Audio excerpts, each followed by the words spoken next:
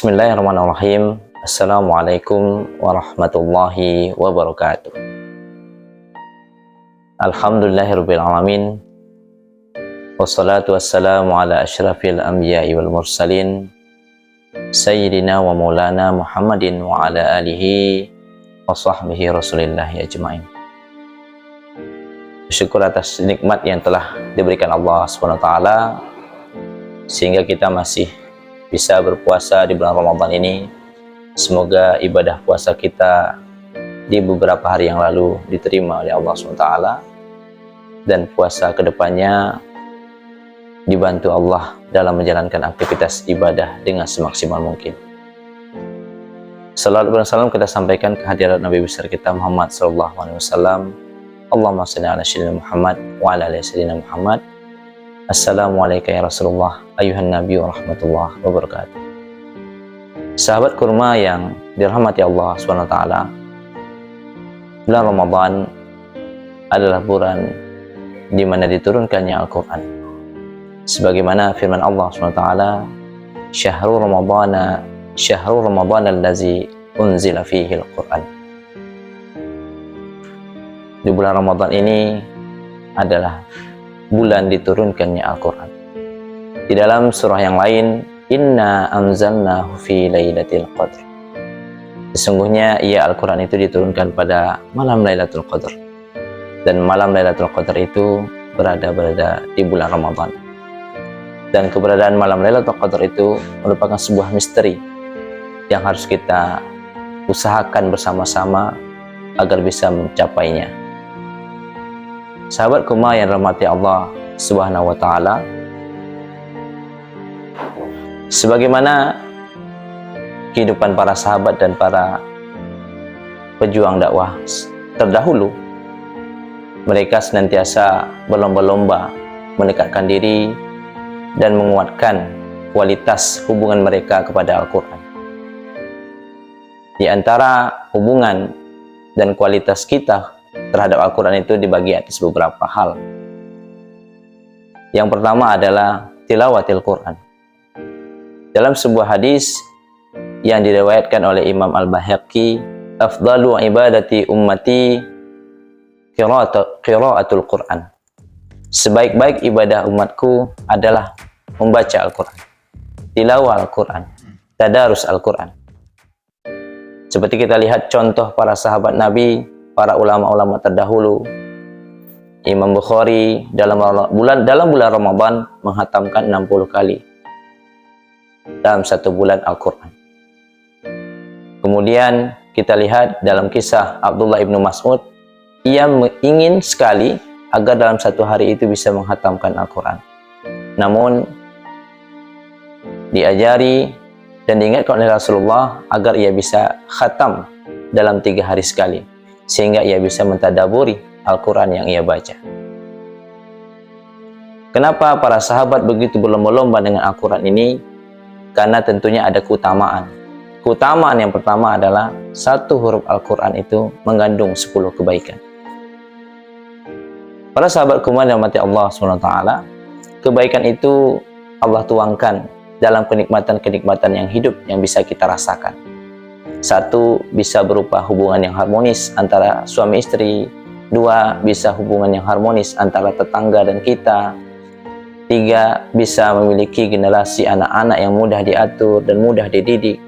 Yang keempat, memiliki rezeki yang diberkahi oleh Allah SWT. Yang kelima, memiliki ilmu yang bermanfaat dan segala macamnya. Itu baru satu huruf. Banyak sekali, 10 kebaikan saja sulit untuk kita hitung. Apalagi kalau kita membacanya terus-menerus dengan jumlah huruf yang begitu banyak. Para sahabat kumar yang mati Allah SWT, selain keutamaan itu, Rasulullah juga pernah bersabda bahwa Al-Quran itu akan memberikan syafaat kepada kita di hari kiamat nanti. Iqra'ul Quran fa innahu ya'ti yaumal qiyamah syafi'an li sahibi. Bacalah Al-Quran, maka Al-Quran akan menolong orang yang membacanya ketika nanti di hari kiamat. Sahabat kumar rahmati Allah SWT, itu langkah yang pertama yaitu tilawah, tadarus Al-Quran. Dalam tilawah dan tadarus Al-Quran ini juga dicontohkan oleh Nabi dan Jibril. Jibril dalam bulan Ramadan itu mentasmi, mendengarkan bacaan Al-Quran Rasulullah SAW. Di bulan-bulan yang lain ia menyampaikan wahyu, sementara di bulan Ramadan ia khusus hanya untuk mentasmi Al-Quran bersama Rasulullah SAW. Begitu pula hendaknya kita bisa tadarus atau tasmi bersama saudara-saudara kita, bersama keluarga kita, bersama anak-anak kita, dan bersama para sahabat dan ulama yang ada di sekitar kita. Adapun tingkatan yang kedua berhubungan dengan Al-Quran adalah berusaha mempelajari terjemah atau memahami makna Al-Quran, sehingga kita bisa memahami pesan-pesan kebaikan yang dituliskan Al-Quran, yang merupakan isi dari kisah-kisah para sahabat dan kisah-kisah orang terdahulu yang mendapatkan nikmat di sisi Allah SWT. Kemudian juga terdapat kisah-kisah orang-orang yang disesatkan oleh Allah SWT. Selain perumpamaan-perumpamaan yang juga bisa membuat kita memahami tentang artinya kehidupan. Langkah yang ketiga dalam berhubungan dan berinteraksi dengan Al-Quran adalah mentadaburnya, mentadabur Al-Quran. Mentadabur Al-Quran ini adalah lebih kecil lagi, artinya dalam satu surah maka didekatkan mungkin per ayat. Kita bisa mentadaburi ayat per ayat dalam suatu surah Al-Quran itu. Setelah kita tadabur, bagaimana kita bisa meyakinkan dalam hati apa yang sudah kita pahami tersebut. Seperti kisah Imam Hasan Al-Basri, ia sering mendapat dadanya terasa sesak dan sempit. Maka ketika ia merasa dadanya sesak dan sempit, maka ia langsung membuka surah Yusuf. Agar apa?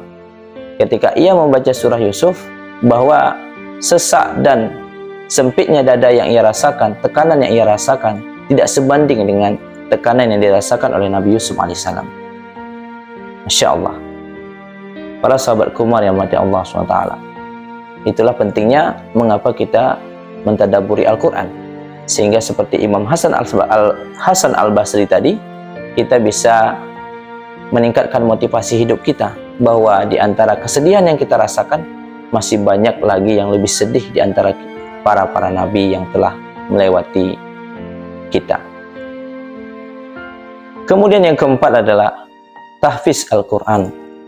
Nah, untuk tahfiz Al-Quran ini, mari bersama-sama kita menghafalnya bersama anak kita, bersama keluarga kita. Bagi seorang guru bisa berbimbing peserta didiknya, bagi para pimpinan bisa membuat program untuk para bawahannya, dan tidak ada kata terlambat untuk menghafalkan Al-Quran, karena Rasulullah SAW sendiri menghafalkan Al-Quran pada usia 40 tahun. Kemudian Abu Bakar menghafalkan Al-Quran pada usia 37 tahun. Utsman bin Affan menghafalkan Al-Quran pada usia 35 tahun. Lalu Abu Quhafah itu menghafalkan Al-Quran pada usia 70 tahun. Maka tidak ada kata terlambat bagi kita untuk menghafalkan Al-Quran, karena sesungguhnya yang membuat kita hafal itu adalah Allah SWT. Kita cukup berusaha bagaimana bisa menghafalnya secara perlahan-lahan. Demikian para sahabat kurma yang dirahmati Allah SWT. Semoga 4 hal yang merupakan langkah bagi kita untuk meningkatkan kualitas dan kedekatan kita bersama Al-Quran membuat kita benar-benar yakin dan bisa menjalankan aktivitas kita sebagai manusia, memanfaatkan waktu di bulan Ramadan ini, meningkatkan kualitas kita kepada Al-Quran. Kebenaran hanya milik Allah SWT.